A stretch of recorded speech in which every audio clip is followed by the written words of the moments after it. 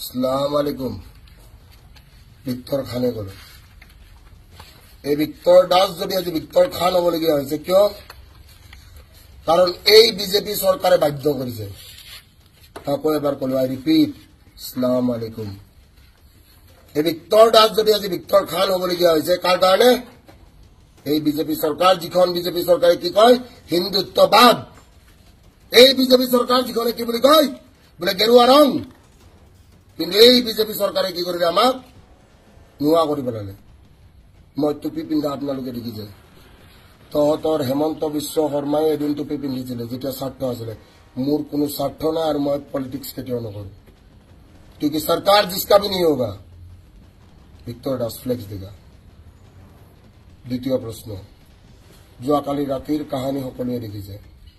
শুৱালকুছিৰ ল'ৰা কেইটামানে আহি আমাৰ গেট ভাঙি থৈ গুচি গৈছে। মোৰ মাক কি কৰিছে?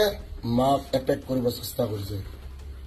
কিন্তু কি 100ত ডাইল কৰাৰ পিছত 100ত মোক কি কৰিছে? ব্লক কৰিছে। গাৰ্লফ্ৰেণ্ডে ব্লক কৰিলে ভাল লাগে। 100ত ব্লক কৰি দিছে। 100 ইমাৰ্জেন্সি নাম্বাৰ। ঠিক আছে। তৃতীয় প্ৰশ্ন, ভিক্টৰ দাসে আগন্তুক কি কৰিব? ভিক্টৰ দাসে ভিক্টৰ সেনাক এটাই মেসেজ দিব যে কি ঘৰ